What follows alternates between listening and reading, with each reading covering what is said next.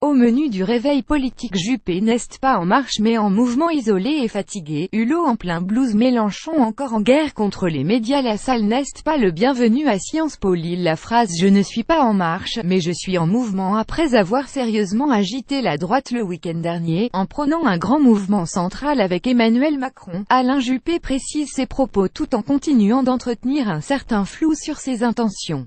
« Je ne suis pas en marche, mais je ne suis pas non plus immobile. Disons que je suis en mouvement », explique le maire de Bordeaux, dans un entretien accordé au Point. La suite. Après cette publicité, le finaliste malheureux de la primaire de la droite profite de cette interview pour redire tout le mal qu'il pense de la stratégie de Laurent Wauquiez, sans toutefois le nommer directement. Quand la droite se droitisse, elle banalise les idées du Front National, et banalise l'extrême droite, glisse-t-il. Je considère pour ma part que la bonne stratégie est d'ouvrir la porte. Mais autour de qui se fédérer, voilà la question. En Marche n'est pas un parti politique, mais une organisation sans sol. Le rassemblement peut se faire autour d'Emmanuel Macron, ou de quelqu'un d'autre comme Édouard Philippe, Xavier Bertrand, Valérie Pécresse. Je ne tends pas la main à Emmanuel Macron et je ne cherche pas à faire barrage à Laurent Wauquiez, prend soin de préciser l'ancien Premier ministre. Macron ou Wauquiez, le choix européen de Juppé, les états d'âme de Nicolas Hulot, c'est une concession qui avait surpris et froissé les associations de défense de l'environnement. Le 7 novembre dernier, Nicolas Hulot était revenu sur l'un des engagements figurant dans la loi de transition énergétique, en affirmant que la France ne pourrait pas ramener la part du nucléaire dans la production d'électricité à 50% en 2025. Le ministre de la Transition écologique revient cette semaine sur cette annonce dans Le Point. S'il dit assumer cette décision, Nicolas Hulot ne cache pas une certaine colère à propos de la manière dont il a été poussé par l'Élysée-Matignon à faire cette déclaration. La communication à la sortie du Conseil des ministres n'était sans doute pas adaptée à un exercice de ce type, raconte l'écologiste. Cette salle où l'on m'a précipité sans même m'avoir laissé le temps de manger est terriblement rigide, contraignante, archaïque, ça avait l'air orchestré. Il et Y avait pas besoin de cette mise en scène dans laquelle je ne me suis pas reconnu, ça m'a énervé. Ça ne peut pas se passer comme ça ne peut plus continuer comme ça, aurait même lâché Hulot, fou de rage, à son retour dans son ministère, raconte l'hebdomadaire, qui précise que jamais, de mémoire de collaborateurs, le numéro 3 du gouvernement n'avait piqué une telle colère. Nicolas Hulot vise 2030 ou 2035 pour abaisser la part du nucléaire à 50%. Isolé, frustré, fatigué, Nicolas Hulot se confie plus largement sur sa vie de ministre dans l'article de nos confrères, ne cachant pas un certain blues, j'ai parfois un sentiment d'isolement, déjà parce que mon parcours lui-même m'isole un peu, je me rends bien compte que je suis simplement nourri d'expériences et de convictions que d'autres n'ont pas partagées, je le sens. Et c'est long et difficile pour moi de faire partager des convictions qui me semblent naturelles. C'est un défi de tous les jours. Je ne me plains pas, personne ne m'a obligé à prendre ce job. Mais force est de constater que ma vie personnelle n'existe plus. La colère de Mélenchon. Je sais que le canon à merde va encore tonner. Jean-Luc Mélenchon anticipe des révélations le concernant. Dans un article publié sur son blog, l'ancien candidat à la présidentielle annonce que d'ici quelques jours Capital et l'Express veulent tirer leur salve de commande. Je sais que le canon à merde va encore tonner, contre moi cette fois-ci, écrit-il. J'ai donc décidé de publier les réponses que j'ai faites à ces deux journaux. Mon but est de ne rien laisser sans réponse et sans pour autant donner une place centrale au flot de l'égout médiatique, explique Mélenchon.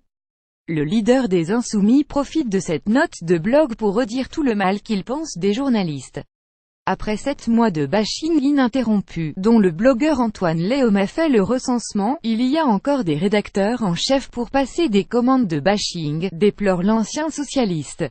Au sujet des auteurs des enquêtes à venir de Capital et de l'Express, il lâche ces gens vont donc insinuer, et accrocher midi à minuit, sans oublier le venin des habituels témoignages anonymes dont ils sont coutumiers. Puis heureusement, dans les deux rédactions, il existe des insoumis, à tous les niveaux. Cela me permet de savoir assez exactement les intentions et l'ambiance de haine qui m'entoure de la part de ces gens. Une rubrique malveillance a par ailleurs fait son apparition sur le blog de Jean-Luc Mélenchon.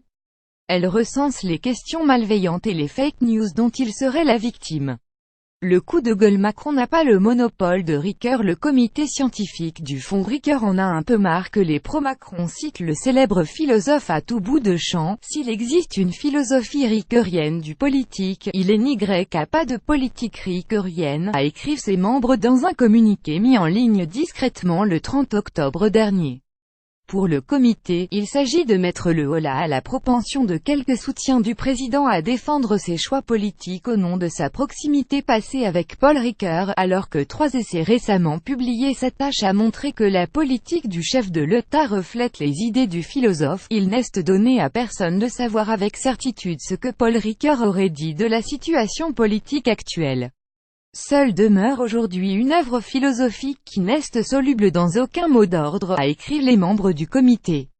Emmanuel Macron, vous n'avez pas le monopole de Ricoeur. L'indésirable. Une conférence de Jean Lassalle annulée rattrapée par des accusations de harcèlement. Jean Lassalle n'est pas le bienvenu à Sciences Po Lille. Alors que le député devait donner une conférence dans l'établissement le 22 novembre prochain, sa venue, contestée par l'association LGBTQI et féministe Bon Chic Bon Genre, a été annulée. Nous avons décidé d'annuler la conférence, cela prend trop d'ampleur et je suis seul responsable de ce que cette conférence se passe le mieux possible. Notre souhait était que celle-ci se tienne, mais sous les pressions conjointes d'associations comme BCBG, ou de la direction, nous sommes contraints d'annuler, a expliqué au Figaro Maxime Maintier, l'un des étudiants à l'origine de l'invitation. Nous ne sommes pas des juges. On souhaitait l'écouter en tant qu'homme politique. Bien sûr qu'ON ne soutient aucun de ces agissements, mais la censure n'est pas la meilleure des solutions, à notre avis.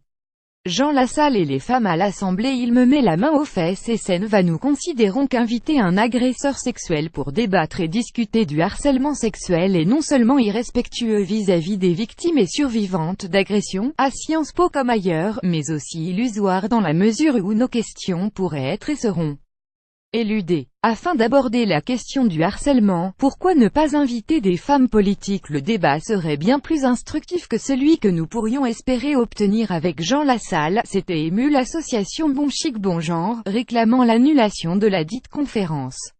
Le fils de Giscard d'Estaing brigue la présidence, de l'UDI. Louis Giscard d'Estaing, fils de l'ancien président de la République, a de grandes ambitions. Invité mercredi du talk Le Figaro, l'actuel maire de Chamalières a annoncé qu'il espère prendre la tête de l'UDI début 2018. Il y aura normalement un congrès en mars prochain, et je serai candidat à la présidence de ce parti, a-t-il glissé. Avec la probable élection de Laurent Wauquiez à la tête de l'Air, dont il fustige la droitisation, l'intéressé croit plus que jamais en la pertinence d'une force centriste entre les Républicains et la majorité présidentielle, à laquelle l'UDI n'appartient pas.